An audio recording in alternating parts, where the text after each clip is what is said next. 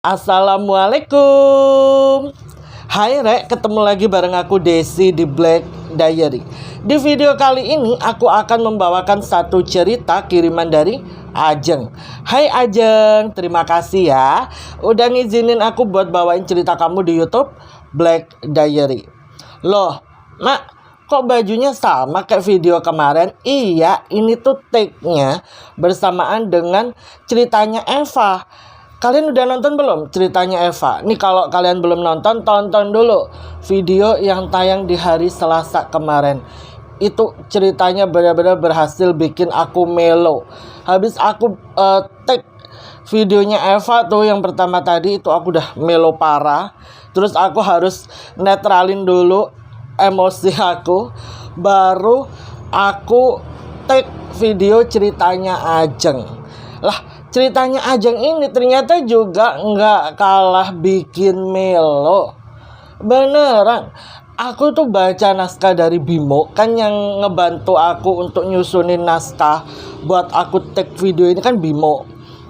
Aku tuh bingung, Bim, ini kenapa naskahnya begini ya? Aku telepon ke dia kan. Terus dia bilang, loh itu udah naskah aslinya Ajeng. Karena aku rasa itu dia nyusun kalimatnya udah benar, jadi tinggal aku benerin dikit-dikit aja kayak runtutan ceritanya. Dan memang seperti itu. Habis itu aku cek lah ke email, ya kan. Aku baca emailnya Ajeng, ternyata memang benar ya. Sampai aku tuh bertanya-tanya begini, kok ada ya orang tua itu yang punya pemikiran seperti itu kepada anaknya, sampai terjadi sesuatu yang mungkin bagi sebagian orang sangat-sangat disayangkan.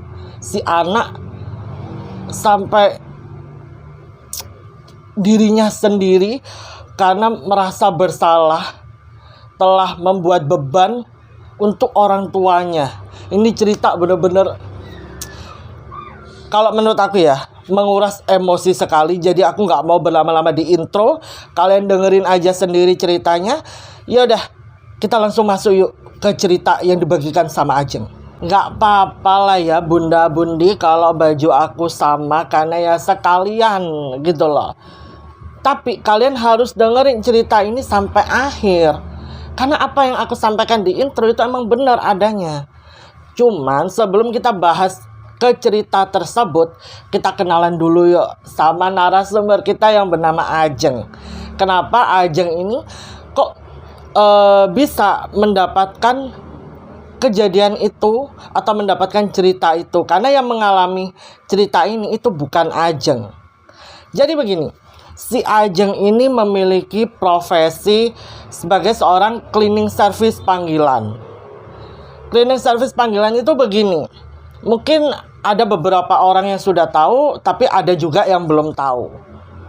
Ya seperti selayaknya cleaning service, membersihkan tugasnya, ya kan? Tapi Ajeng ini panggilan, bukan tergabung dalam outsourcing. Dia individual, dimana dia akan menerima panggilan dari seseorang untuk membersihkan rumah atau membersihkan kamar mereka, yang dimana mereka ini tidak punya waktu untuk membersihkan rumahnya, kamarnya sendiri. Makanya mereka akan mencari jasa cleaning service panggilan. Soalnya harganya kan lebih murah dan tidak terikat kontrak kerja. Dan Ajeng sendiri sudah melakoni profesi ini itu sudah 2 tahun, sejak tahun 2024. Sebenarnya Ajeng sendiri itu sebelum menggeluti profesi ini, dia itu karyawan di sebuah kantor swasta. Terus Ajeng tuh pernah ngobrol sama ibunya. Ibunya inilah yang awalnya memiliki profesi sebagai cleaning service panggilan. Di tahun 2022 ibunya Ajeng ini divonis sakit kanker rahim stadium akhir. Di momen itu juga Ajeng ini ngobrol sama ibunya. Ibunya berpesan ke Ajeng, Ajeng, daripada kamu capek-capek kerja berangkat pagi, matahari belum terbit, kamu harus ngantri kereta, terus pulangnya kamu larut malam, kamu sering ngeluh badan capek, tapi kamu masih tetap berangkat kerja. Ibu sih maunya suatu hari nanti kalau ibu dipanggil sama Allah, kamu yang nerusin profesinya ibu. Karena profesi ini sudah lebih dari cukup untuk mencukupi kebutuhan kamu setiap bulannya. Karena kebetulan customernya atau pelanggannya ibunya Ajeng ini memang udah banyak banget. Dan dari pekerjaan itulah ibunya Ajeng yang berprofesi sebagai seorang single mom berhasil menyekolahkan kedua anaknya itu sampai ke jenjang yang lebih tinggi. Jadi Ajeng sendiri itu berhasil lulus S1, adiknya juga sebentar lagi pada waktu itu mau wisuda. Ya dari profesi ini. Sedangkan bapaknya Ajeng itu ya entahlah pergi kemana. Katanya Ajeng sih ke Cantol Janda Biduan. Makanya kenapa kebanyak makannya. Jadi begini, si Ajeng setelah mendengar omongan ibunya pada waktu itu sempet kayak gampang lah, ntar aja lah. Dan dia tuh keburu mikirin capeknya. Dia takutnya nanti profesi ini lebih capek dari profesi dia sehari-hari. Qadarullah, ibunya Ajeng ini dipanggil sama Yang Maha Kuasa di tahun 2024 awal, dimana waktu itu ibunya ini mengalami pendarahan hebat, dilarikan ke rumah sakit, sempat mengalami koma 2 minggu, sebelum akhirnya ibunya Ajeng ini dinyatakan dokter meninggal dunia. Di situ Ajeng merasa kehilangan jelas, karena kan dia selama ini hidup ya hanya bertiga bareng ibu dan adiknya. Terus sekarang ibunya telah meninggal dunia, tersisa dia sama adiknya. Ditambah di kantor itu dia juga lagi ada masalah. Ada salah satu rekan satu divisinya ini melakukan kesalahan fatal yang membuat seluruh orang dalam satu divisi ini akhirnya ikut terseret dalam masalah tersebut, terancam akan di PHK. Setelah 40 hari meninggal ibunya, benar aja Ajeng ini mendapat surat PHK dari kantor. Dan dari situ dia awalnya kayak orang bingung nih, dia kayak kolap, dia nggak tahu lagi harus kayak mana. Adiknya nenangin. Setelah dia tenang, dia teringatlah dengan pesan almarhumah ibunya, ya kan? Dia cobalah untuk berdamai dengan kenyataan, menerima semuanya, sehingga dia putuskan untuk meneruskan profesi sang ibu menjadi seorang cleaning service panggilan. Dia buka ponsel ibunya, ternyata sudah lumayan banyak customer yang menunggu jasa ibunya. Dia mulailah kirim pesan broadcast gitu, dan ternyata sambutannya cukup baik. Sejak momen itulah akhirnya Ajeng ini berprofesi sebagai seorang cleaning service panggilan. Awal-awal dia bersihin rumah orang, kamar orang, itu nampaknya biasa-biasa aja. Sampai di tahun 2025, gak kerasa sudah 1 tahun dia berprofesi sebagai seorang cleaning service panggilan. Ajeng mulai menyadari bahwa ternyata tidak semua rumah, tidak semua bangunan yang dia bersihkan itu baik-baik saja. Kadang dia harus berhadapan dengan bangunan-bangunan yang memiliki histori sangat-sangat kelam. Sebelum sampai akhirnya ini bangunan terbengkalai. Lah kalau Ajeng bersihin kayak kamar orang itu dia hanya seorang diri.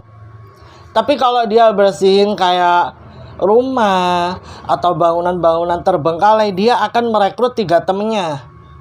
Ini 3 teman kampung dia yang butuh pekerjaan. Sama kayak Ajeng, nganggur terus dipecat gitu loh dari tempat kerjanya, nganggur, diajak kerjalah sama Ajeng.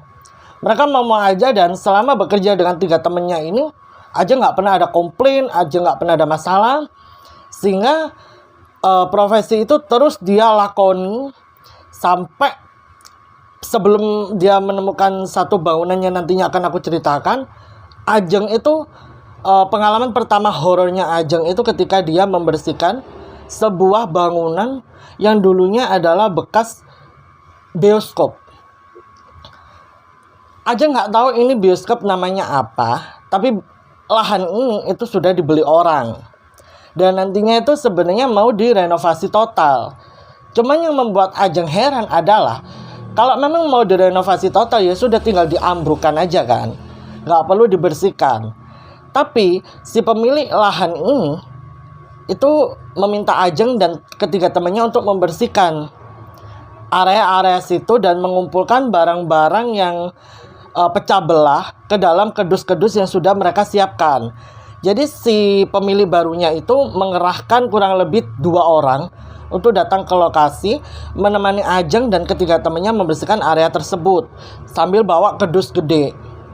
Ya udahlah, karena ini kerjaan ya, Ajeng coba jalani aja, kayak dia nggak mau mikir aneh-aneh. Dia udahlah dia beresin ya kan. Ternyata di dalam situ banyak sekali pecah belah, kayak vas, terus kayak pot guci yang antik dan sepertinya kalau dijual itu harganya mahal. Ajeng bersihin dulu barang-barang tersebut, dia lap, habis itu dia kayak kalau memang perlu disemprot air ya dia semprot air. Kalau udah bersih baru ditaruh di kedus. Dan dia tata tuh barang ketiga temennya. Tapi selama menatah tempat tersebut, Ajeng ini diganggu dengan sosok tak kasat mata. Ajeng pun memberikan disclaimer bahwa dia ini bukan tipe anak indigo. Ya. Dia ya udah seperti manusia normal pada umumnya. Cuma entah kenapa pas Ajeng masuk bangunan itu tiba-tiba dia merasa energi dalam badannya ini terkuras. Dia yang kerja awalnya semangat nih ya datang ke situ, tiba-tiba jadi lemes banget. Padahal Ajeng nggak lagi sakit, Ajeng udah makan juga. Tiba-tiba kayak drop gitu loh. Tapi Ajeng itu harus memaksakan diri buat kerja. Sampai akhirnya dia diganggu lah itu. Ada aja gangguan yang selalu dia dapatkan. Ternyata pas selesai nih kerjaan mereka, barang-barang itu dibawa lah sama 2 orang yang disuruh sama pemilik baru ini. Pergi nih mereka berdua, tinggal Ajeng sama 3 temennya. Di seberang situ ada orang jualan tahu telur. Ajeng sama teman-temannya makanlah di situ terlebih dahulu sebelum mereka pulang. Barulah 3 temennya ini cerita ke Ajeng kalau ternyata mereka itu juga diganggu.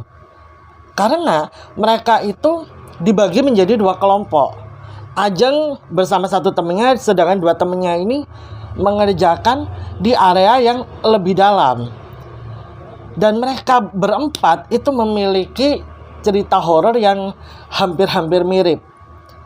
Salah satu yang membuat mereka berkesan adalah ketika mereka melihat ada sosok anak kecil seperti berusia masih 10 tahun, perempuan, menggunakan dress putih vintage gitu, selalu kayak berlarian mengitari mereka sambil ketawa-ketawa. Itu yang menjadi titik fokus mereka ketika mereka lagi membersihkan area ini. Habis itu si Ajeng itu cerita kalau dia itu ngelihat ada orang tinggi banget, badannya kurus, kayak seolah-olah tinggal kulit sama tulang. Rambutnya itu arang-arang, tahu kan arang-arang kayak tipis, terus habis itu berjarak gitu. Wajahnya itu kempot, entah cowok entah cewek. Karena si tubuhnya ini nggak terlalu terlihat, tapi nggak pakai busana sama sekali. Itu tinggi banget sampai menyentuh plafon, kata Ajeng. Ngeliatin Ajeng dengan mata itu terbelalak. Makanya pas Ajeng bersihin vas yang mau ditaruh di kardus tuh, dia sampai nunduk aja gitu saking takutnya. Terus teman-temannya itu ngelihat katanya ada 3 ekor anjing hitam, matanya merah, kayak seolah-olah mau nekam mereka, tapi nggak datang-datang gitu loh, cuma ngelihat mantok dari jauh. Terus 2 temennya ini sebenarnya mau pergi, tapi gimana, tanggung jawab mereka belum selesai. Karena dirasa ini kondisinya masih kondusif, mereka terus lanjutkan kerjaan mereka sampai benar-benar selesai. Barulah mereka saling cerita pengalaman satu sama lain saat membersihkan barang-barang pecah belah yang ada di dalam bangunan bekas bioskop ini. Wah, itu Ajeng dari situ udah kayak gini. Kok tumben-tumbenan ya kita mengalami kejadian horor seintens itu. Kalau sebelum-sebelumnya tuh paling ya suara-suara atau kalau nggak gitu bulu kuduk tiba-tiba merinding. Lah ini mereka bisa melihat dengan jelas wujud sebagian sosok yang mendominasi tempat tersebut. Sampai Ajeng itu titip pesan kedua orang yang diutus sama pemilik baru bangunan ini untuk ngomong ke bos mereka, nanti kalau bangunan ini mau dirobohkan, alangkah baiknya konsultasi dulu sama warga sekitar. Siapa tahu mereka bisa memberikan solusi, kayak contohnya membersihkan atau izin dulu sama penghuni tak kasat mata yang ada di bangunan ini, dengan harapan nantinya kalau sudah dirobohkan tidak akan memakan korban jiwa gitu loh. Terus sama dua orang ini diiyakan, iya nanti saya sampaikan ke bos saya. Barulah itu mereka selesai makan, mereka pulang lah ya. Setibanya di rumah Ajeng nggak ada kejadian horor, everything's okay. Ajeng pun bebersih hingga sekitar 8 hari setelahnya Ajeng itu dapat telepon dari seorang ibu-ibu bernama sebut saja Bu Ningsih gitu ya. Kenapa aku suka banget nyamarin orang dengan nama Bu Ningsih ya? Apakah karena di SMP aku punya guru favorit namanya Bu Ningsih, makanya kalau aku nyamarin nama ibu-ibu itu sukanya Bu Ningsih. Jadi Bu Ningsih itu telepon Ajeng, posisinya siang hari. Ajeng itu baru aja kelar masak, karena kan adiknya kan sekarang udah kerja tuh. Dan adiknya tuh bilang kalau dia bakal pulang agak awal, soalnya bosnya ini lagi mau ada rapat besar di luar kantor. Jadi semua karyawan tuh dipulangkan agak awal. Dia masaklah siang itu biar sore adiknya pulang ke rumah itu ada makanan yang bisa dimakan sama adiknya.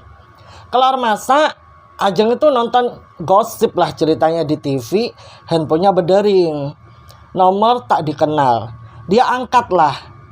Dan di balik telepon itu terdengar suara seorang ibu-ibu berusia sekitar 50-55 tahun yang memperkenalkan dirinya dengan nama Bu Ningsih. Ajeng pun menyambut dengan baik. Iya, halo ibu, selamat siang, ada yang bisa saya bantu? Ibu Ningsih tanya begini ke Ajeng. Ini benar dengan Mbak Ajeng, cleaning service panggilan? Oh iya bu, benar, saya Ajeng.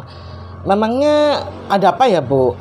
Bu Ningsih pun menjelaskan kalau Bu Ningsih ini baru saja membeli bangunan bekas kos-kosan di jalan titik yang ternyata lokasinya tuh nggak jauh dari kampung tempat tinggalnya Ajeng. Lah Bu Ningsih itu mau minta tolong Ajeng untuk membersihkan bangunan tersebut, karena nantinya bangunan ini itu akan direnovasi ulang sama Bu Ningsih untuk dijadikan kos-kosan juga. Oh iya bu, dengan senang hati saya bersedia. Oke mbak, nanti sore bisa kita ketemu. Nanti saya kasih mbak kuncinya, mulai dari kunci pagar dan kunci seluruh kamar-kamar yang ada di kos-kosan itu. Untuk masalah tanaman-tanaman yang ada di halaman, biarin aja mbak, nanti akan ada orang sendiri yang saya utus untuk membersihkan tanaman tersebut.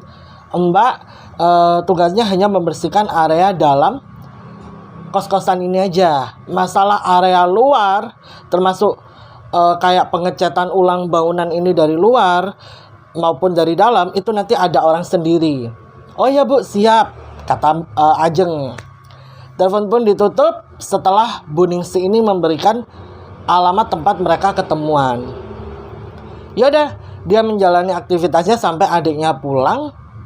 Terus dia cerita ke adiknya tentang tugas dari Bu Ningsih. Adiknya pun bilang, ya nggak apa-apa mbak, apalagi Bu Ningsih ini juga menawarkan biaya yang lumayan ekstra dari biaya yang ditawarkan sama Ajeng. Adiknya pun berusaha mensupport Ajeng, mendukung Ajeng, nyemangatin Ajeng, sehingga Ajeng minta tolong sama adiknya buat diantarin ke tempat dia ketemuan sama Bu Ningsih. Setelah azan maghrib berkumandang, dia sholat dulu berjamaah bareng adiknya. Baru setelah itu dia menuju ke kafe tempat janjian bareng Bu Ningsih. Tiba di sana, ternyata Bu Ningsih sudah tiba terlebih dahulu. Dia pun menghampiri Bu Ningsih bersama adiknya. Dia minta maaf kalau sedikit telat karena jalanan macet. Bu Ningsih pun nggak masalah, orangnya ramah banget. Dan Bu Ningsih di situ langsung memberikan Ajeng serenteng kunci dan itu sudah tertulis nomor kamar masing-masing kamar yang ada di kos-kosan tersebut.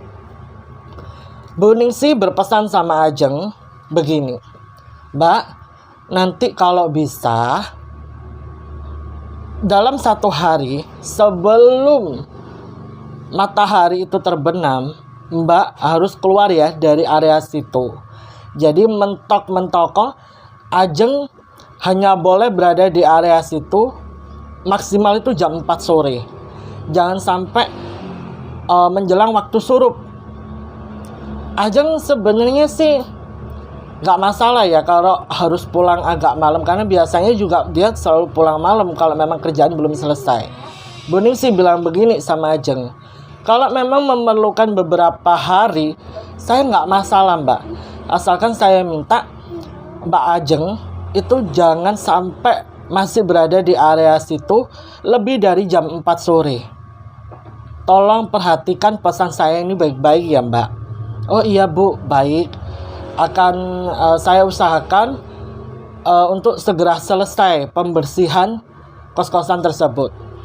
Bu Ningsih juga memberitahu bahwa kos-kosan ini terdiri dari 3 lantai, di mana 2 lantai itu isinya kamar-kamar doang. Lantai 1 itu terisi 15 kamar dan lantai 2 itu terisi 20 kamar. Jadi total itu ada 35 kamar. Terus lantai atas itu hanya difokuskan untuk area laundry dan area jemur. Oke nih, udah ya. Bu Ningsih juga bilang nanti area atas gak usah dibersihkan karena ya ada orang tersendiri. Tugasnya Ajeng itu hanya membersihkan area kamar-kamar yang ada di dalam kos-kosan itu. Ajeng juga menyampaikan kalau dia nantinya itu akan merekrut 3 temannya. Jadi di situ Ajeng langsung menyampaikan total biaya yang harus dibayar sama Bu Ningsih. Seperti yang dikatakan Bu Ningsih melalui telepon, Bu Ningsih itu akan memberi uang ekstra kepada Ajeng ketika Ajeng ini membersihkan kamar-kamar yang ada di bangunan itu. Bu Ningsih nggak masalah kalau memang harus memerlukan waktu 3 atau 4 hari pengerjaan, nggak masalah. Yang penting itu tadi persyaratannya. Ajeng dan ketiga temennya harus keluar dari bangunan itu maksimal jam 4, gak boleh lebih. Kalau kurang malah gak apa-apa. Oke lah, deal nih ya. Ajeng sama Bu Ningsih jabat tangan. Bu Ningsih di situ sudah men-DP. Waktu itu Bu Ningsih DP itu 1,5 juta. Oke, Ajeng terima. Dan setelah ngobrol-ngobrol, Bu Ningsih ini pamit pulang terlebih dahulu. Barulah di situ Ajeng ini ngobrol sama adiknya. Mbak, kok agak aneh ya permintaannya? Kenapa? Terus Ajeng ngejawab, ya nggak apa-apa sih sebenarnya, hal-hal itu tuh normal-normal aja. Bebas orang mau request gimana. Ya anggap aja kita bertamu ke rumah orang, kita dikasih estimasi waktu, dan kita nggak boleh ngelanggar. Oh ya udah deh, tapi Mbak nggak keberatan? Nggak apa-apa. Toh kalau kita nggak nerima job ini juga sayang banget, bayarannya ekstra pula. Oke lah, setelah ngobrol, Ajeng pulang tuh. Besok paginya, Ajeng langsung manggil 3 temennya untuk ngumpul di dalam rumahnya. Ajeng langsung menceritakan semua rules kerjaan masing-masing dan semuanya sepakat.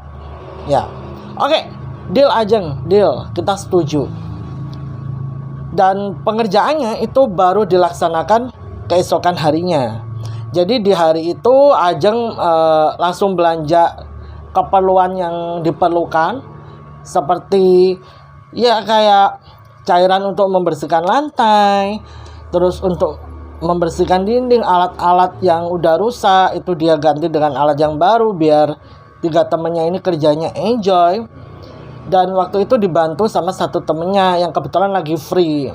Barulah di keesokan harinya mereka berempat pergilah ke alamat tersebut. Setibanya di sana, Ajeng dan 3 temannya ini benar-benar speechless. Buset, ini bangunan masih kokoh, sekalipun sudah terabaikan atau terbengkalai 14 tahun lamanya dari ceritanya Bu Ningsih. tapi bangunannya tuh masih kokoh, nggak ada yang peok, nggak ada yang reot, hanya terlihat kotor doang. Pas waktu Ajeng buka kunci pagar, kan ada tuh beberapa warga yang lalu lalang. Tatapan mereka ke arah Ajeng dan 3 temennya itu agak aneh, dimana mereka tuh berjalan sambil ngelihat tuh kayak gini loh, kayak orang heran. Terus habis itu pandangannya mengarah ke bangunan ini, mereka takut dan berjalan sedikit berlari. Salah satu temennya Ajeng yang perempuan, sebut saja namanya Putri, langsung nyeletuk begini ke Ajeng, "Jeng, kenapa ya? Dari tadi orang-orang yang ngelewati kita ini mandangnya kayak gitu banget sih." Terus pas mereka ngelihat ke arah bangunan ini, mereka kayak takut. Ajeng yang hitungannya leader ya di situ, berusaha menenangkan teman-temannya untuk tidak terlalu overthinking. Ajeng bilang, "Udahlah, namanya juga bangunan terbengkalai 14 tahun. Pasti adalah rumor yang berkembang." "Oh iya sih," kata teman-temannya. Bisa jadi. Setelah pagar terbuka, mereka masuk kan. Hawanya itu terasa beda banget. Hawa di luar pagar sama hawa di dalam pagar itu jelas banget, signifikan banget perbedaannya. Kalau di luar pagar ya udah hawanya normal, tapi pas mereka masuk itu kayak dingin banget. Mungkin karena tempat ini terbengkalai sudah 14 tahun lamanya, jadi membuat bangunan ini itu lembab, akhirnya menimbulkan hawa yang dingin. Belum lagi tanaman-tanaman di sekitar itu kan sudah menjulang tinggi ya, sudah kayak rungsep gitu. Dan di situ Ajeng sama teman-temannya mengucapkan salam, "Assalamualaikum warahmatullahi wabarakatuh." Mereka juga menyampaikan niat mereka datang ke sana untuk membersihkan tempat ini, dan mereka juga berucap untuk tolong jangan diganggu ya kami di sini niatnya cuma kerja.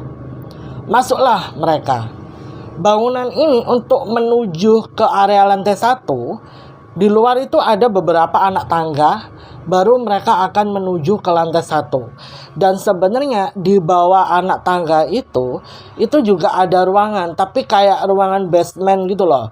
Mungkin itu diperuntukkan untuk parkir. Karena memang kalau lahan ininya itu ya nggak terlalu luas lah. Sedangkan kan kamar-kamar ini totalnya ada 35 kamar.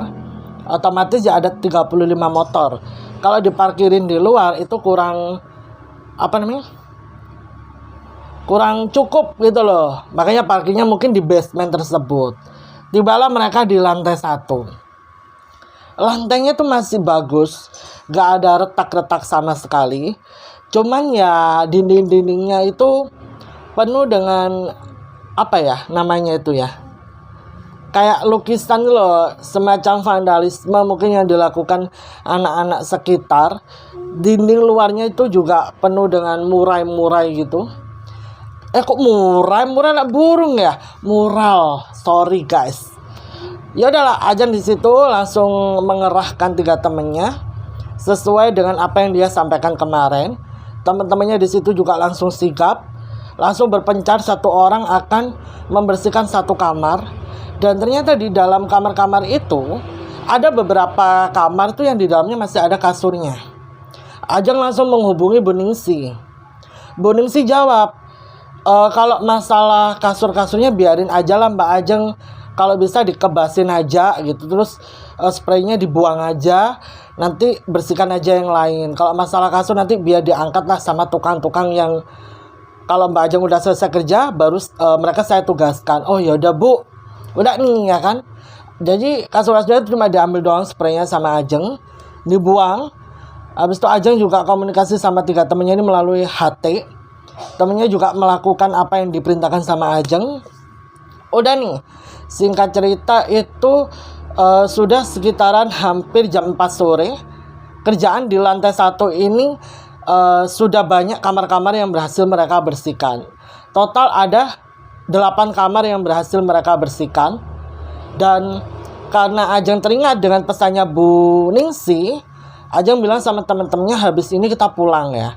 Terus temennya Ajeng yang cowok sebenarnya namanya Dodo. Dodo itu bilang tanya gitu ke Ajeng. Tapi Jeng, sayang banget Jeng, cuma tinggal 7 kamar nih Jeng di lantai 1, apa nggak sekalian kita bersihin? Ajeng di situ ngeliat Dodo dengan sedikit apa ya, emosi sebenarnya, karena kan ya mereka capek. Terus Ajeng juga udah ngasih tahu kan kalau Buningsi ini nggak mau mereka ada di situ lebih dari jam 4 sore, udah disampaikan juga ke teman-temannya. Tapi si Dodo ini kenapa tiba-tiba nyeletuk kayak gitu, kayak seolah-olah nggak ngehargain Ajeng. Ajeng langsung bilang gini sama Dodo, "Doh, kamu ngomong kayak gitu nggak mikirin keselamatan kita semua? Kan kita udah dikasih tahu sama Buningsi, ya kita harus kita harus menaati peraturannya Buningsi dong. Ya, kalau Buningsi udah bilang kayak gitu, ya udah kita turutin. Kita nggak boleh membantah, karena kita pun digaji sama Buningsi. Kalau Buningsi kecewa sama kita, terus nanti Buningsi nggak mau bayar kita, apa yang mau aku kasih ke kalian? Percuma dong capek-capek ngerjain bangunan ini. Udahlah, nggak usah ego," digituin sama Ajeng. Dodo agak nyolot nih. Dodo bilang, "Ah gitu aja ngambek, gitu aja marah." Tiba-tiba nih ya, itu kayak ada terjangan angin dari belakang. Jadi mereka kan berkumpul berempat nih di tengah-tengah lantai 1. Tiba-tiba tuh kayak ada angin nerjang badan mereka, sampai mereka tuh minyak itu kayak langsung terbelah gitu loh. Dan itu terjangan anginnya tuh kenceng banget. Yang ngerasain bukan hanya Ajeng, Putri, Dodo, sama Ipul, 3 temannya Ajeng ini juga ngerasain angin itu. Terus mereka lihat ke arah daun-daunan, nggak ada yang gerak. Kan bentuk bangunan kos-kosan ini tuh tengah-tengahnya melingkar gitu loh. Jadi seolah-olah di tengah-tengahnya tuh ada taman. Di situ udah dipenuhi dengan tumbuhan apa yang udah panjang, terus ada yang merambat gitu. Itu nggak ada yang gerak daunnya. Terus angin ini, angin apa? Tiba-tiba bulu kuduk mereka merinding tuh ya kan. Mereka langsung lari keluar dari pagar. Pagar langsung dikunci sama Ajeng. Dan Ajeng lihat ke arah jam tangan, itu sudah pas jam 4 sore. Ajeng sampai tarik napas dia. Terus akhirnya naiklah ke mobil. Kan selama mereka bekerja ini, transport yang mereka gunakan adalah mobilnya Ipul. Pas Ajeng udah masuk ke dalam mobil, Ajeng kan duduk di kursi belakang tuh bareng Putri. Dia buka lah jendela pintu mobil ya kan. Dia duduk ada di sebelah kanan. Dia pas waktu mobil belum jalan, dia tuh lihat ke arah bangunan. Dan dia salfok dengan salah satu kamar yang ada di lantai 2. Kenapa? Karena di situ ada seorang perempuan yang berusia ya paling 20 tahunan melihat ke arah dia dari balik balkon lantai 2. Itu ngeliat gini aja, tanpa ekspresi. Terus anak ini berlalu begitu aja. Rambutnya panjang, dia kayak pakai baju tidur gitu. Cuman aja nggak bisa melihat dengan jelas karena kan dia rambut jauh. Tapi yang dia lihat adalah ini anak rambutnya panjang, umurnya paling 20 tahunan. Tapi yang jadi pertanyaan Ajeng, ngapain ini anak ada di situ sendirian pula? Kayak nggak ada tanda-tanda apa ya, kehidupan manusia gitu loh di dalam bangunan ini. Tahu-tahu anak itu muncul gitu. Habis itu lamunannya Ajeng dibuyarkan dengan panggilannya Putri. Jendela ditutup, mereka langsung cari makan. Setelah makan mereka pulanglah ke rumah masing-masing. Besokannya mereka kembali melanjutkan pekerjaan mereka di bangunan tersebut. Dan Ajeng lupa dengan kejadian kemarin sehingga dia nggak cerita lah ke teman-temannya. Dia melanjutkan untuk membersihkan lantai 1 dulu. Setelah lantai 1 selesai, barulah mereka naik ke lantai 2. Tapi itu jamnya ngepres banget. Sudah jam 2:30 sore. Mereka baru selesai membersihkan area lantai 1. Ajeng tanya gini ke teman-temannya, ini udah jam 2:30 sore. Kita mau lanjut nih ke lantai 2. Apa nggak besok aja? Kalau lanjut ke lantai 2, paling ya cuma berapa kamar yang berhasil dibersihkan. Lagi-lagi Dodo bilang begini, udahlah nggak apa-apa Jeng. paling ya dapat 3-4 kamar kan lumayan, Jeng. Oh gitu ya. Tapi beneran ya, jangan sampai lewat dari jam 4. Oke, siap. Naiklah mereka ke lantai 2 ya. Dan di situ mereka bagi tugas nih. Dimana yang cowok-cowok bersihin kamar, sedangkan Ajeng sama Putri itu bersihin lorong sama anak tangga yang menuju ke lantai 2. Pas mereka tiba nih di lantai 2, mereka tuh salfok. Kenapa? Karena sampah yang di lantai 2 ini itu berserakan lebih banyak dari lantai 1.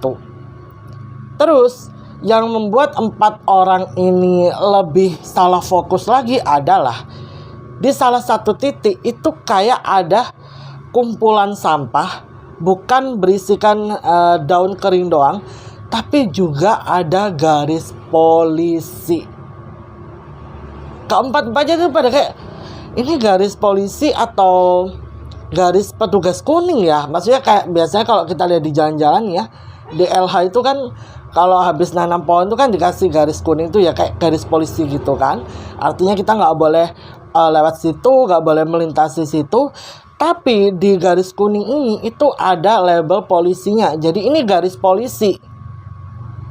Terus mereka bertanya-tanya, kenapa ada garis polisi di bangunan ini? Apakah pernah terjadi sesuatu di bangunan ini? Terus kalau terjadi sesuatu, itu terjadi sesuatu apa? Mereka coba keliling tuh ya kan, melihat kamar per kamar, tapi nggak ada tuh kamar yang dipasang garis polisi. Hingga si Ipul itu bilang begini, kita langsung kerja aja. Ini udah mau jam 3 nih, kita kebanyakan ngobrol. Ya udahlah, seperti persetujuan di awal, yang cowok bersihin 2 kamar, terus yang cewek bersihin lorong lantai 2 dan anak tangga yang mau menuju ke lantai 2. Ya udah, Ajeng pun gini tugasnya bareng Putri.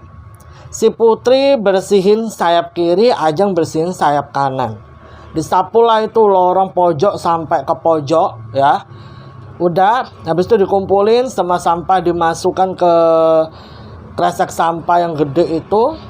Dan habis itu sama Ajeng dibawa turun ke lantai 1 untuk diletakkan di halaman depan, biar nanti yang bagian tukang-tukang yang dipanggil Buningsi itu bisa ngebuang sampah ini langsung. Habis itu Ajeng naik lagi tuh ke lantai 2. Mulailah di situ lantai-lantai itu dipel sama Ajeng. Dan Ajeng itu sesekali ngelihat ke arah jam tangannya. Oh, masih mau jam 3:30, aman lah. Ajeng coba komunikasi sama Ipul dan Dodo. Ipul dan Dodo kan membersihkan 2 kamar yang berbeda. Dodo nyaut tuh, ya kan? Oh, beres-beres nih, habis ini selesai nih, tinggal kamar mandi. Kan seluruh kos-kosan di bangunan itu kamar mandi dalam. Terus pas waktu dia manggil Ipul, kok nggak ada respon. Halo Pul, Ipul. Si Putri teriak dari seberang. Kenapa Jeng? Nggak tahu nih Ipul kenapa nggak ngerespon ya. Iya nih si Putri juga. Kok si Putri, si Ipul ya, sorry ya.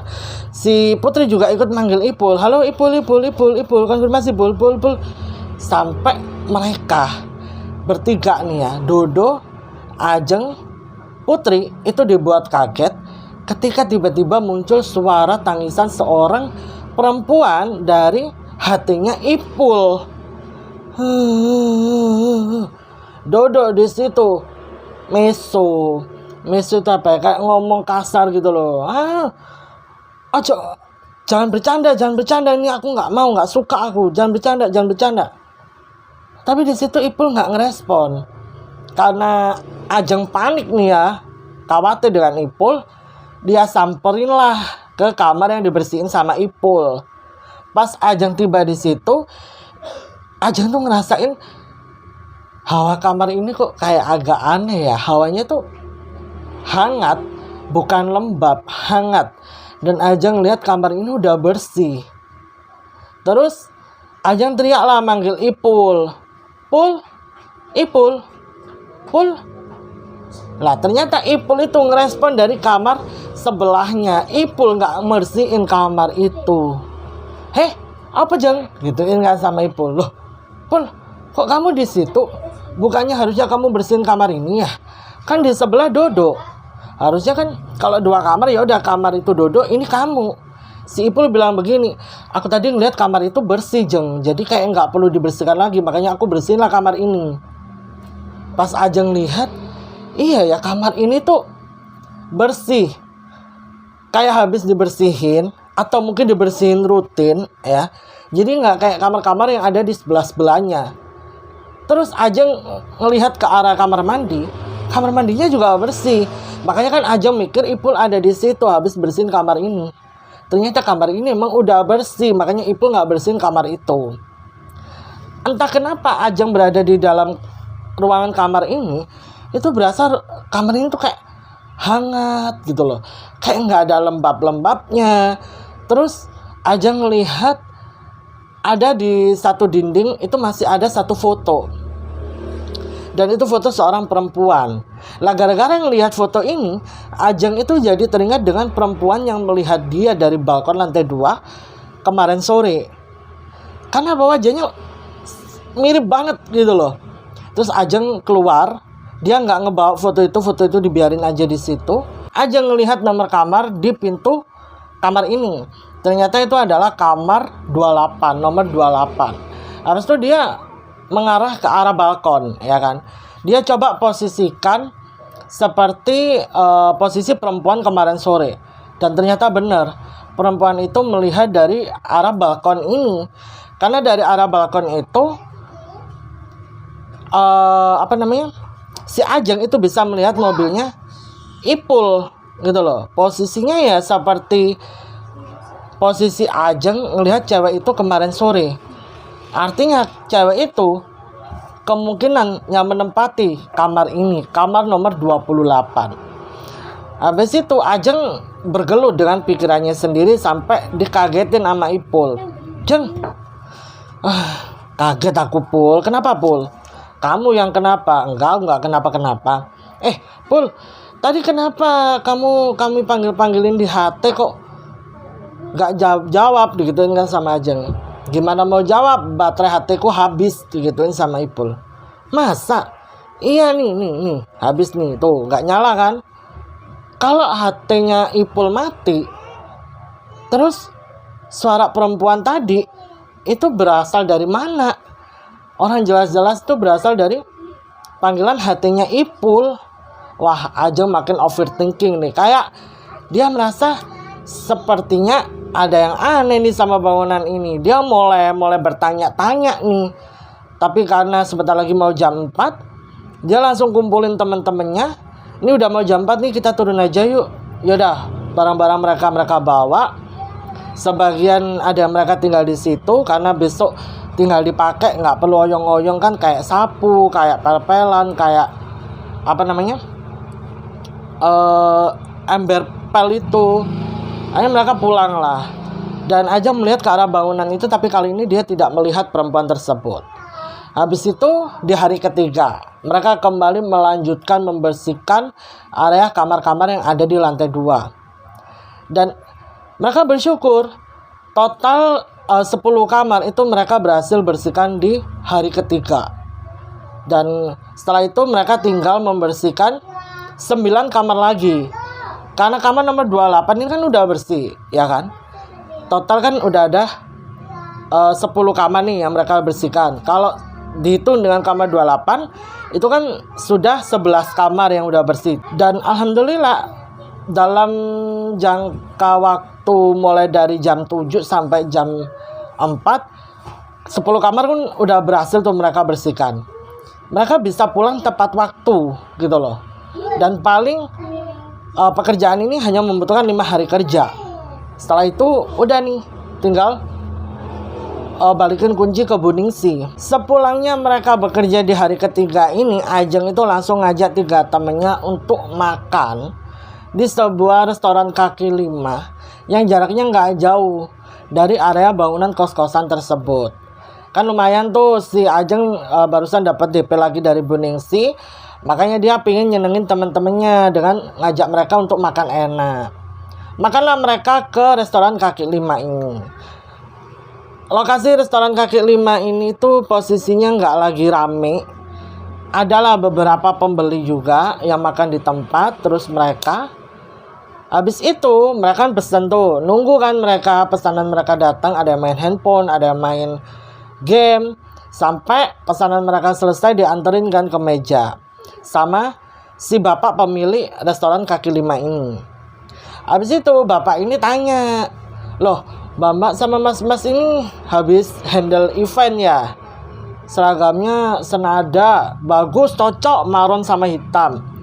Mereka itu kan nggak pakai seragam ya, pakainya tuh baju bebas, cuma atasan maron, bawahan hitam, harus celana panjang, habis itu sepatuan.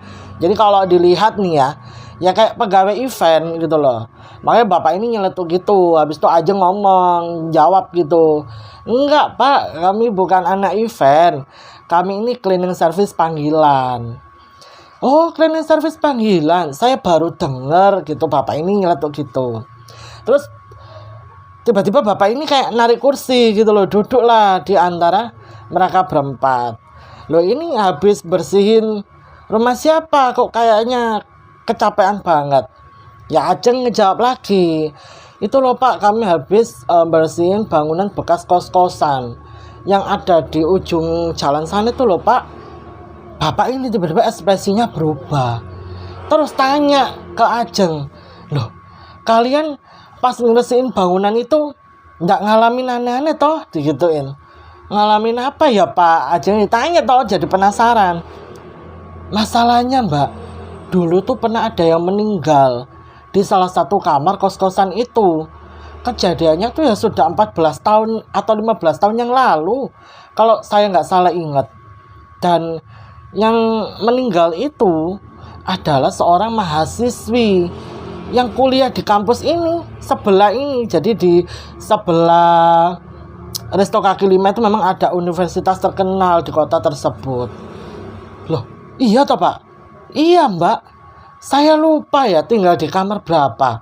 Terus pegawainya tuh nyeletuk, itu loh pak, di kamar lantai 2 nomor 28. Ajeng di situ lemes. Di kamar nomor 28 mbak, tanyalah ke pegawainya bapak ini. Iya mbak, di kamar nomor 28. Si katanya ya, ini ya katanya polisi waktu itu bilangnya itu pas nemu surat yang ditulis sama anak ini sebelum dia mengakhiri dirinya sendiri itu, dia itu minta maaf sama orang tuanya karena sudah jadi beban. Gara-gara dia kuliah, pengeluaran orang tuanya itu jadi banyak. Terus orang tuanya tuh sering bertengkar. Dan dia tuh punya adik yang masih kecil, yang waktu itu masih duduk di bangku sekolah dasar. Dia jadi ngerasa bersalah. Gak tahu ya mbak, namanya juga pikiran orang kalut ya mbak ya. Jadi ya dia mikirnya sampai ke situ. Mendengar itu Ajeng jadi gak bisa ngomong apa-apa. Kayak apa yang dia rasakan ya selama di lantai 2, selama di dalam kamar itu, kok relate sama cerita dari bapak dan pegawainya ini. Apa jangan-jangan kamar yang dimaksud tuh kamar yang dia masukin, kamar yang ada foto seorang anak perempuan itu yang berusia sekitar 20 tahunan ini. Karena di kamar-kamar lain tuh kayak nggak ada barang-barang yang ditinggalkan sama penghuni sebelumnya. Cuma kamar itu aja yang masih ada beberapa barang sisa penghuni sebelumnya. Terus bapak ini bilang begini, udah gak usah terlalu dipikirin, kan niat kalian baik, kalian cuma mau bersih-bersih aja. Toh juga kalian gak ngalamin kejadian-kejadian aneh kan? Ya berarti masih dalam batas wajar lah. Ya mungkin hantunya tahu kalau kalian tuh orang-orang baik, jadi gak akan diganggu. Kalimat bapak ini tuh sebenarnya bikin Ajeng bingung ya, antara menenangkan iya, tapi bikin overthinking juga iya, karena dia sendiri adalah seorang anak penakut gitu loh. Tapi selama itu juga dia nggak ada gangguan-gangguan yang aneh-aneh yang membahayakan dia ataupun teman-temannya. Paling ya dia cuma melihat sosok perempuan yang dia lihat di balkon. Terus Ajeng tanya lah, anak cewek yang meninggal di situ gimana pak ciri-cirinya? rambutnya panjang, anaknya tuh kurus. Tapi dia tuh cantik. Dia dulu pernah pulang kampus beli makan di sini. Dia tuh anaknya gak banyak ngomong, tapi anaknya humble kok. Saya tanya gitu dia masih ngerespon dengan senyum. Cuman memang dia bukan tipe anak yang suka diajak ngobrol terlalu lama. Dia banyak diemnya. Dan yang bikin saya ingat itu adalah tai lalat yang ada di sebelah mata kanannya. Ajeng di situ kayak pas dia flashback kan, ngelihat di foto yang ada di kamar itu. Kan ada satu foto tuh yang nempel di salah satu sudut dinding. Foto seorang perempuan rambutnya panjang dan memiliki tai lalat di sebelah kanan. Sebelah mata kanan ya. Itu Ajeng langsung, kok sama ya dengan ciri-ciri anak perempuan yang fotonya ada di kamar nomor 28. Oh, bulu kuduknya Ajeng di situ langsung merinding sejadi-jadinya. Habis itu ya udah, bapak ini pamit untuk melayani customernya yang lain, pegawainya juga kerja. Ajeng di situ ngobrol sama teman-temannya. Aduh, kok kita baru tahu ya kejadian tentang bangunan itu ya. Ini gimana, kalian masih mau kerja nggak sama aku? Karena kan takutnya teman-temannya jadi nggak mau kerja nih gara-gara berita itu. Ternyata teman-temannya ini masih sangat-sangat antusias ikut kerja bareng Ajeng. Ajeng bersyukur banget di situ. Akhirnya udah, setelah makan mereka pulang dan berlanjutlah di hari keempat. Di hari keempat ini agak berbeda momennya ya kan, gara-gara mereka udah tahu tentang histori bangunan ini. Akhirnya mereka cocok logi kan, oh jangan-jangan garis polisi itu memang bersumber dari kamar nomor 28 yang memang udah dilepas. Kan nggak mungkin ya tiba-tiba dalam satu bangunan ada bekas garis polisi. Ternyata ya memang pernah ada kejadian di situ, makanya sampai ada garis polisi. Ajeng di situ minta sama teman-temannya untuk sering-sering baca doa dan fokus aja kerja. Kerjalah mereka mencar nih. Karena itu tersisa 9 kamar kan. Masing-masing orang kan megang 2 kamar ya kan. Jadi tersisa 1 kamar. Lah Ajeng bilang udah gak apa-apa, biar aku aja yang pegang 3 kamar. Ternyata karena dia mungkin sudah lama ya bergelut di dunia ini, dia cukup lihai. 2 kamar sudah dia bersihkan dengan waktu yang sangat cepat. Sampai terakhir dia bersihkan kamar ketiga. Dan teman-temannya itu masih terlihat asik bekerja membersihkan job desk mereka masing-masing. Habis bersihin kamar nomor 3 ini ya. Kamar ketiga. Ajeng kan ngeliat teman-temannya masih kerja nih. Dia nempel lah di balkon gitu kan. Terus pandangannya itu tertuju di kamar nomor 28. Dia kan tadi habis dari kamar nomor 30. Kamar nomor 29 udah dibersihkan sama Ipul kan di hari ketiga. Di hari kedua. Terus habis itu di kamar nomor 28 itu kan udah bersih. Pandangannya Ajeng itu mengarah ke arah kamar nomor 28. Entah kenapa kayak ada sesuatu yang mendorong dia untuk masuk ke kamar nomor 28. Berjalanlah dia masuk ke arah kamar nomor 28. Habis itu pas dia buka pintunya, dia ngelihat ya suasananya masih seperti kemarin gitu loh. Terus Ajeng pas mau nutup lagi pintunya, dia malah salfok dengan sebuah buku yang tahu-tahu ada di atas kasur kamar nomor 28. Perasaan kemarin nggak ada buku ini, kenapa kok tiba-tiba ada buku di situ? Ajeng lagi dan lagi penasaran, dia masuklah. Dia masuk, tiba-tiba pintu itu nutup dengan sendirinya, nggak bisa dibuka. Seolah-olah Ajeng itu diminta untuk membaca buku itu. Akhirnya dia memberanikan diri, dia nggak mau bikin kehebohan. Dia bilang begini, permisi ya, saya mau izin baca buku ini. Kalau memang kamu pingin aku baca buku ini, aku baca buku ini. Tapi tolong ya, jangan ditakut-takutin. Nggak tahu, dia pingin aja ngomong kayak gitu. Habis itu dia duduklah di atas kasur, dia lepas dulu sepatunya. Terus dia duduk bersila di kasur itu, kayak enak gitu loh, kayak nyaman aja duduk di atas kasur itu. Dia mulailah sentuh buku tersebut. Buku ini tuh sampulnya warna hitam. Terus pinggirannya tuh kayak ada warna gold, bunga-bunga gitu. Di tengah-tengahnya tuh ada nama. kenapa aku jadi teringat dengan buku diary-nya almarhumah Dita. Cuma beda warna aja. Dia bukalah, jebret. Di dalam buku harian itu, di sebelah kiri ada foto anak tersebut, dan di sebelah kanannya tuh ada foto keluarga. Dan sepertinya itu adalah foto dia, kedua orang tuanya, dan adiknya. Dia memakai alma mater tempat dia kuliah. Dia buka lagi, si Ajeng buka lagi ke halaman berikutnya, dan ternyata ini adalah buku diary.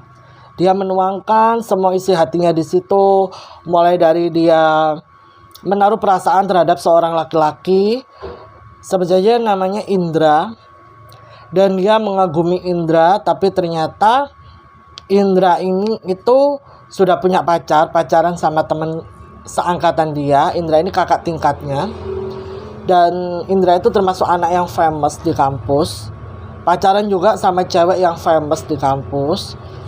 Dia patah hati, dan dia menyesali bahwa dia tidak bisa mengungkapkan perasaannya kepada Indra sampai Indra itu punya pacar.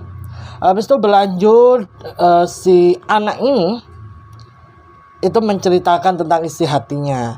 Dan dari buku diary itu, Ajeng tahu kalau pemilik kamar ini sebelumnya bernama Elsa. Dan Elsa itu cerita kalau dia ini lagi dan lagi pulang ke sana, pulang ke rumahnya, itu selalu mendapati orang tuanya bertengkar. Terus habis itu dia balik lagi ke kota ini untuk kuliah. Ternyata si Elsa ini bukan anak asli sini. Dia itu anak rantauan yang dapat beasiswa untuk kuliah di kampus tersebut. Terus dia juga dapat fasilitas tinggal di kos-kosan ini. Cuman untuk kebutuhan sehari-hari itu memang tidak ditanggung sama pihak kampus. Tapi setiap kali Elsa minta ke orang tuanya, Elsa itu akan mendapat cacian dari bapaknya.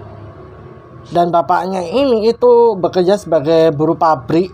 Ibunya seorang ibu rumah tangga yang berjualan kayak snack-snack kecil gitu di depan sekolah dasar tempat adiknya sekolah. Tapi pendapatan itu kan tidak cukup ya untuk mengirim kebutuhan Elsa yang ada di kota ini. Jadi mau nggak mau itu ibunya harus minta ke bapaknya tambahan. Dan yang didapatkan hanyalah cacian, hinaan yang disampaikan bapak kandungnya sendiri ke dirinya. Seolah-olah kayak menggambarkan Elsa ini tuh hanya beban. Bapaknya tuh nggak pernah mau mengharapkan Elsa. Bahkan bapaknya tuh nggak mau punya anak cewek. Bagi bapaknya punya anak cewek itu ribet. Dan bapaknya itu pernah telepon ke Elsa, ngomong gitu melalui telepon sama Elsa secara langsung, kalau bapaknya itu hanya menganggap anaknya itu ya cuma adiknya. Elsa itu bukan anaknya. Ibunya itu berusaha selalu membela Elsa, yang akhirnya berujung mereka bertengkar. Dan Elsa selalu merasa bersalah. Sampai Elsa itu akhirnya buka jasa untuk jadi calo skripsi. Jadi buat kakak tingkatnya yang mau skripsi, itu dia menawarkan.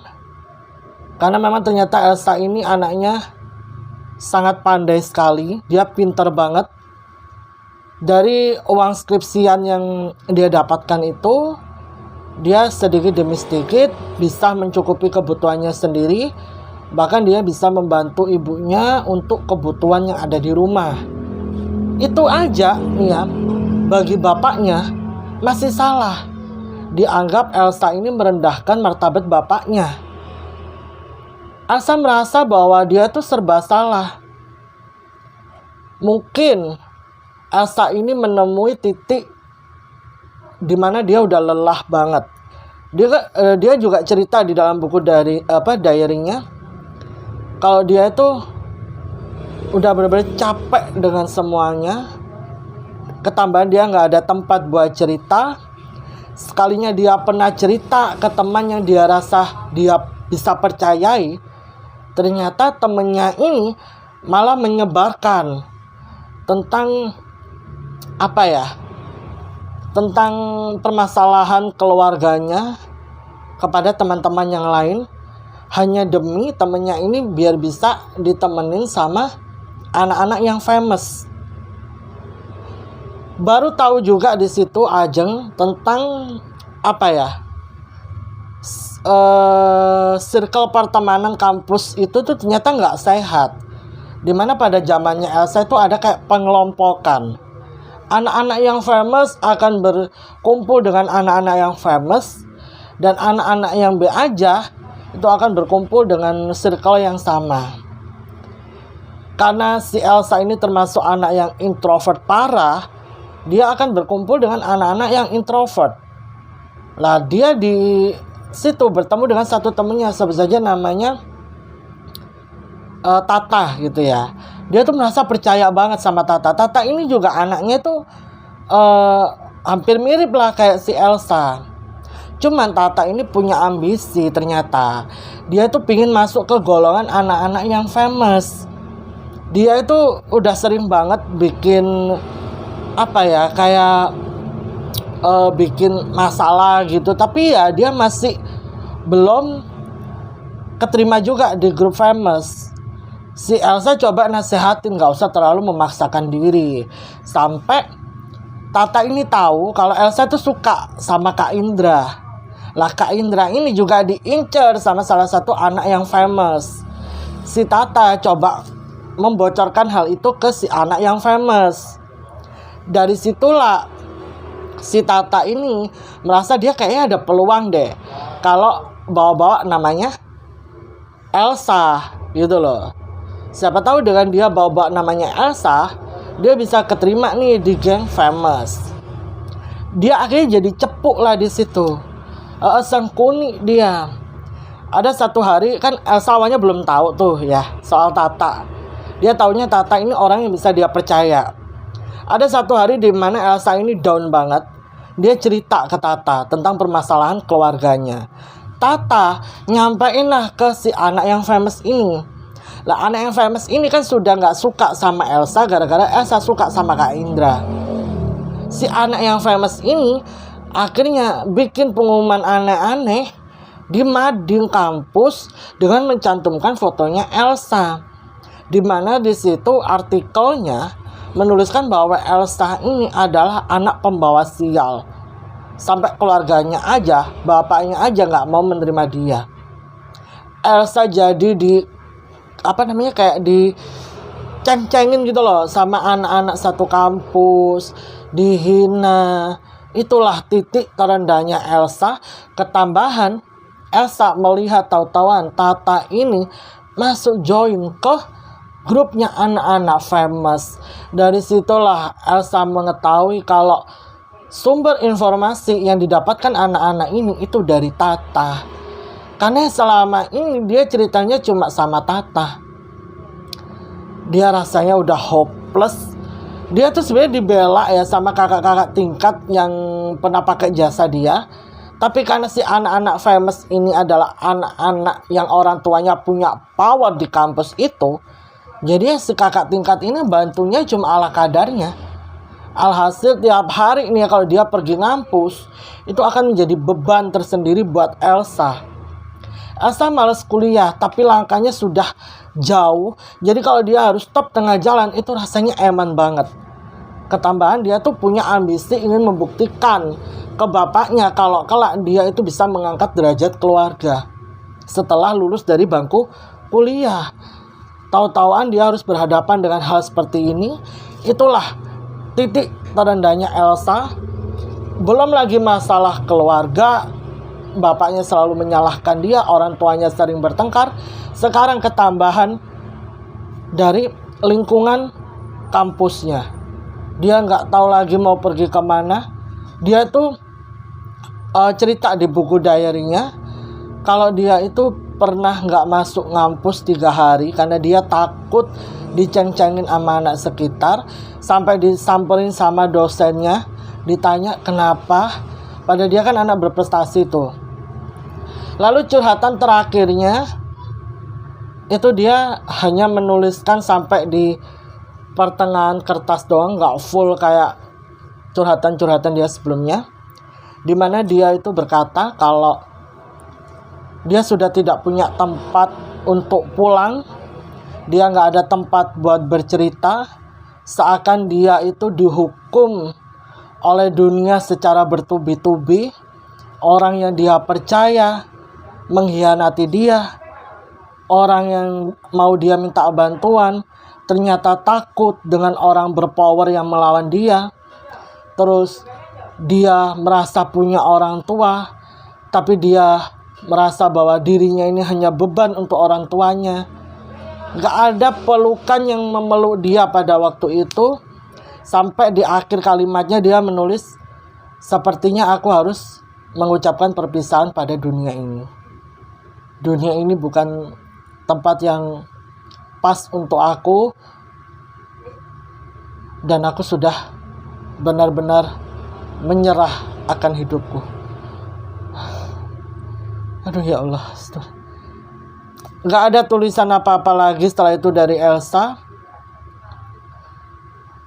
Dan setelah membaca tulisan itu, Ajeng nangis. Ajeng tutup buku diary-nya Elsa. Dia nangis. Dia seolah-olah bisa merasakan apa yang dirasakan Elsa. Pas waktu dia lagi kalut nih habis ngebaca diary-nya Elsa, tiba-tiba itu kayak ada yang jatuh dari atas dia. Dan pas dia lihat, di depan dia itu ada sepasang kaki yang menggantung. Terus dia lihat ke arah atas, itu ada seorang perempuan yang sudah begini nih, tali itu udah ini. Ajeng di situ langsung teriak histeris sampai teman-temannya ini berdatangan. Ajeng di situ ketakutan. Pas Ajeng lihat lagi, itu nggak ada. Jadi sosok itu udah nggak ada. Buku diary itu juga udah nggak ada. Pas Ajeng lihat ke arah jam tangannya, sudah hampir 4:30. Ajeng di situ langsung buru-buru ngajak teman-temannya keluar.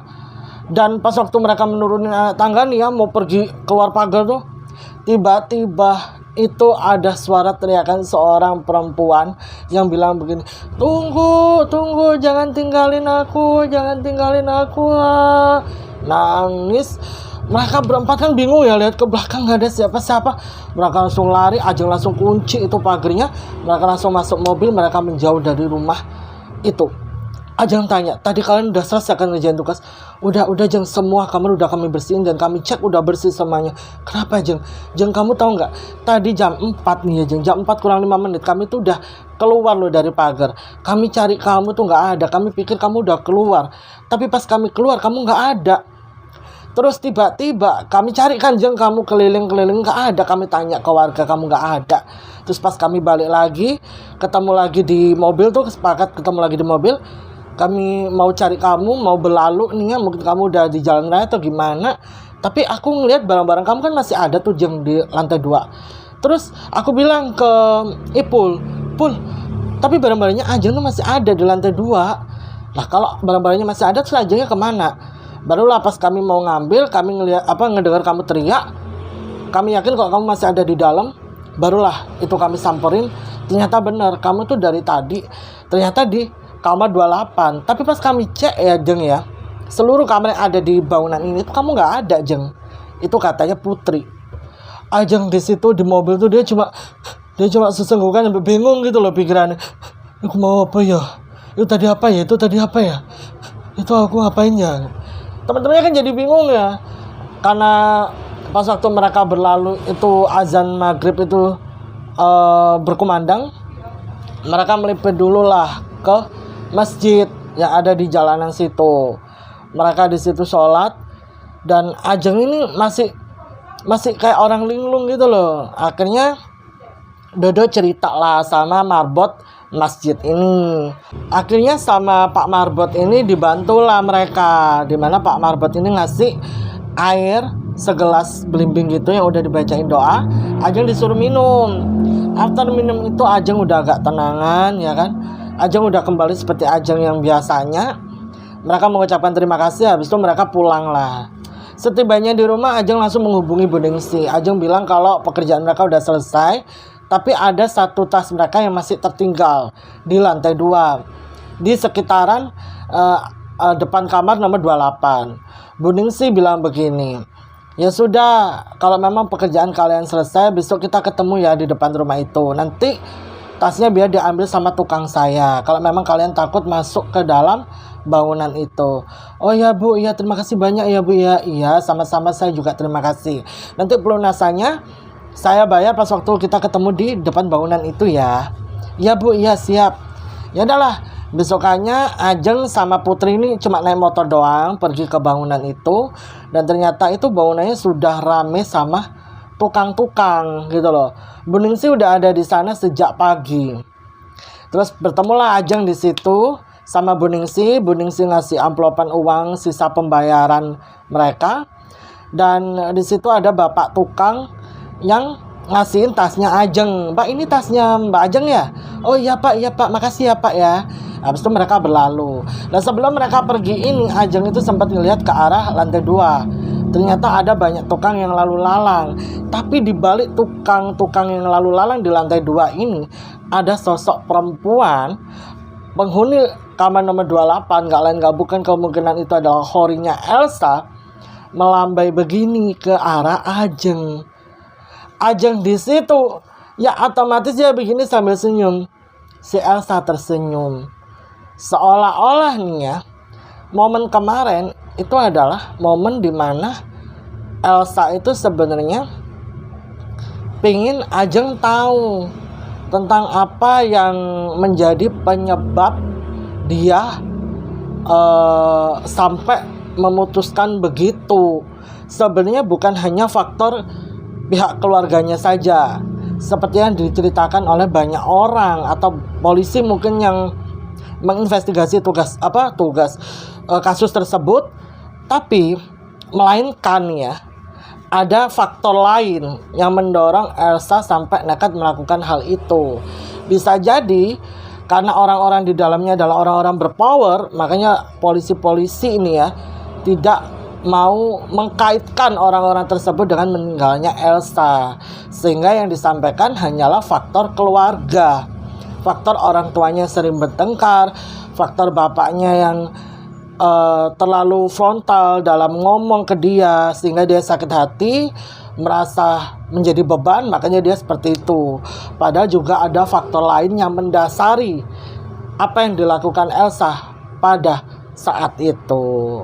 Oke, itu tadi cerita yang dibagiin Ajeng ke aku. Dan terima kasih banyak buat Ajeng sama teman-temannya yang udah ngizinin aku buat bagiin cerita ini kepada seluruh penonton setiap Black Diary. Apa sih pelajaran yang bisa kita dapatkan dari ceritanya Ajeng ini? Salah satunya adalah kita harus berhati-hati dalam hal membagikan masalah pribadi ke orang-orang yang ada di sekitar kita. Sekalipun orang ini terlihat bisa kita percaya, tapi percayalah, orang ya seperti ini itu terkadang bisa bermuka dua. Dan percaya nggak percaya, di muka bumi ini itu nggak ada orang yang bisa dipercaya selain diri kita sendiri. Makanya lebih baik nih ya, kalau kita lagi ada masalah, curhatnya tuh sama Tuhan ketika kalian sedang beribadah. Dan lambat laun kita tuh akan dapat solusi daripada kita cerita ke orang tentang masalah pribadi, lalu orang ini seakan-akan kayak memperlihatkan dirinya bisa dipercaya, nggak taunya di belakang kita apa yang kita ceritakan itu dijadikan bahan gibah atau ada maksud tersendiri. Ya, akhirnya apa? Senjata makan tuan kan. Makanya deh, kurang-kurangin cerita masalah pribadi, apalagi sampai ke sosmed. Karena masalah pribadi itu bukan konsumsi publik. Jadi kalian harus bisa membedakan mana yang menjadi konsumsi publik dan mana yang harus menjadi konsumsi untuk diri sendiri. Karena kita tuh nggak bisa membaca isi pikiran dan isi hati orang lain, ya. Jadi aku selalu mengingatkan kalian untuk terus-menerus waspada. Oke? Jangan sampai apa yang terjadi sama Elsa ini itu menimpa siapapun yang ada di luar sana. Dan buat kalian-kalian yang suka gibain orang, ngomongin orang, bocorin rahasia orang, hati-hati ya. Tuhan itu gak tidur. Semua manusia itu punya aibnya masing-masing. ya. Tapi bukan berarti kita ini berlaku sok paling bersih dengan membagikan aib orang lain. Semua orang yang hidup di muka bumi ini nggak ada yang nggak pernah melakukan kesalahan. Nggak ada yang nggak pernah melakukan dosa. Pasti pernah melakukan kesalahan, masih sekecil apapun. Karena manusia itu tempatnya khilaf gitu loh. Jadi nggak usah kalian berlagu seperti Tuhan yang menghakimi orang atas aib orang itu. Nggak usah kalian tuh berlagak seolah-olah kalian tuh paling suci, paling bersih dengan menghina orang lain, dengan menjadikan orang ini sebagai bahan gibahan kalian. Faedahnya apa sih? Kalau kalian gabut nih ya, mending scroll TikTok atau cari bonusan, cari promoan, atau jajan deh, ketimbang gibahin orang, jadiin orang bahan gibahan tuh buat apa? Kayak hidup kalian udah benar-benar aja. Aduh, ya Allah, semoga kita terhindar ya dari orang-orang seperti ini, dan semoga dari sini kita bisa belajar menjadi pribadi yang lebih bijak lagi dalam memilih pergaulan, dalam bergaul ya di lingkungan sekitar, dan semoga kita juga bisa menjadi pribadi yang lebih baik lagi ke depannya. Dan semoga dari ceritanya Elsa ini ada pelajaran yang bisa kita dapatkan. Mungkin ada yang mau menambahkan, boleh tambahkan saja di kolom komentar. Tapi yang perlu aku ingatkan, garis besarnya di sini adalah seberat apapun masalah kamu, ya jangan sampai apa yang dilakukan Elsa ini menjadi pilihan terakhir. Jangan pernah mengakhiri masalah kamu dengan berbuat seperti itu. Karena itu bukan solusi. Itu bukan jaminan masalah kamu selesai. Kita kan nggak tahu di sana kita bakal kayak mana, ya kan? Kita harus menekankan atau menanamkan dalam diri sendiri bahwasanya ketika Allah memberikan ujian kepada kita, itu artinya Allah mampu kita melewati itu semua. Kalau memang ternyata kita nggak bisa meluapkan semuanya, kalian bisa kok pergi ke tempat yang pengen kalian datengin, atau ke tempat yang hening, sehingga kalian tuh bisa berteriak, meluapkan emosi kalian. Setelah itu jangan menyerah, kalian harus tetap berjalan. Karena kalau kalian menyerah, itu kalian akan ditertawakan. Artinya kalian lemah. Ya kita nggak bisa mengejudge orang ini kemampuannya sampai seberapa, karena kemampuan setiap orang kan berbeda-beda. Tapi aku berharap sekali, seberat apapun masalah kalian, jangan sampai hal ini menjadi solusi. Oke? Kalian pasti bisa, kalian pasti kuat, karena kalian adalah orang-orang yang hebat. Pokoknya peluk jauh dari aku untuk kalian-kalian yang mungkin sedang memiliki masalah besar dalam hidupnya. Semua yang bernafas itu nggak lepas dari masalahnya masing-masing, ya. Kita diuji Allah melalui caranya masing-masing. Jadi aku berharap kalian harus tetap terus bertahan. Kalian harus tetap hidup. Kalian harus tetap melawan apa yang menjadi takdir kalian. Kalian harus tetap berjuang untuk menyelesaikan semuanya. Tapi tidak dengan cara seperti ini. Karena aku yakin kalian pasti bisa. Semangat terus ya. Semangat. Wes, segitu aja pesan dari saya ya. Semoga itu bisa menjadi penguat buat kalian. Kalau ada yang mau menambahkan, boleh tambahkan saja di kolom komentar. Oke, buat kalian yang belum support, ayo klik tombol subscribe yang ada di bawah. Lalu jangan lupa nyalakan lonceng notifikasi biar kalian gak ketinggalan cerita-cerita dari aku ya. Karena nantinya kedepannya tuh bakal ada banyak sekali cerita-cerita seru, cerita-cerita yang mengandung pesan-pesan bermakna seperti ini. Biar nggak ketinggalan, yaitu tadi jangan lupa nyalakan lonceng notifikasi. Sapa aku di kolom komentar dan tambahkan opini kalian di kolom komentar, pendapat kalian di kolom komentar. Karena komentar-komentar kalian adalah semangat buat aku untuk selalu memperbaiki diri ya kedepannya untuk perkembangan channel ini juga. Jangan lupa like video aku dan share sebanyak-banyaknya biar yang lain juga ikutan nonton. Kalau gitu aku Desi pamit undur diri dulu. Terima kasih yang sudah menonton. Sampai bertemu di video selanjutnya. Assalamualaikum warahmatullahi wabarakatuh. Bye bye.